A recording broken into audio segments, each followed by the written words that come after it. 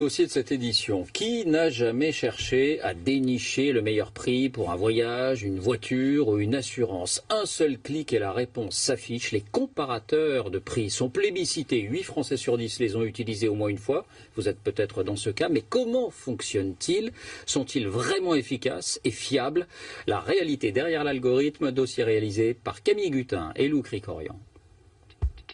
Pour l'assurance, les jouets, les vêtements ou encore les restaurants, désormais vous pouvez comparer tous les prix sur Internet via des sites spécialisés.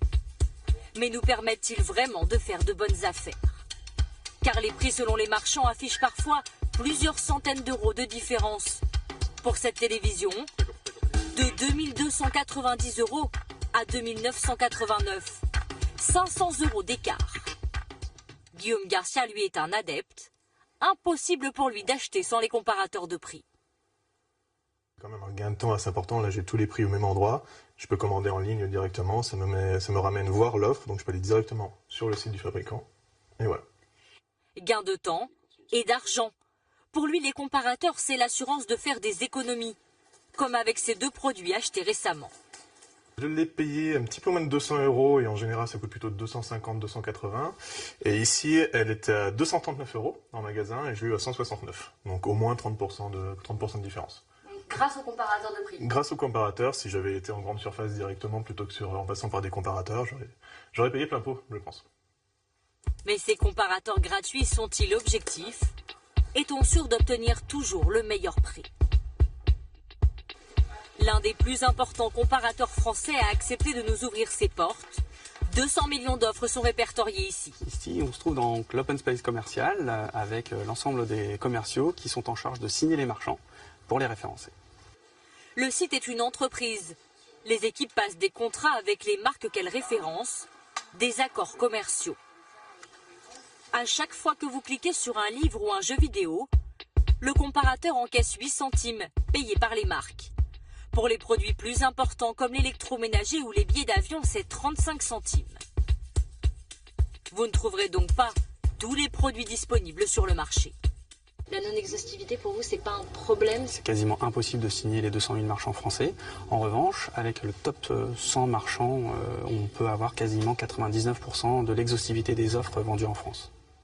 Sur ces sites, le classement est-il toujours dans l'intérêt du consommateur? Non pour ce spécialiste de la consommation. Certaines marques payent plus cher pour apparaître en premier.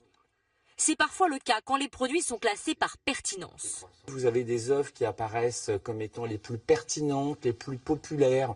Ce sont des critères qui sont totalement subjectifs, qui sont opaques. Dans certains cas, ça se monnaie.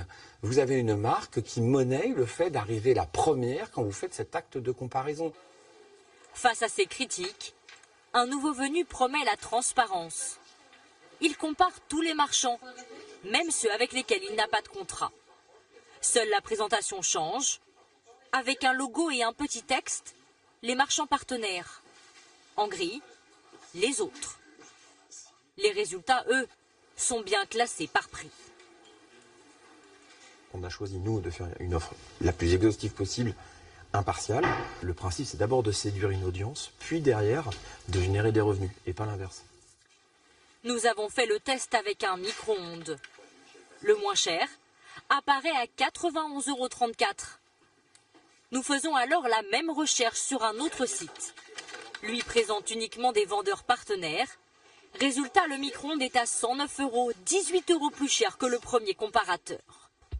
Comme tous les achats sur Internet, pour dénicher la bonne affaire, il faut donc comparer les comparateurs de prix. Voilà, merci d'avoir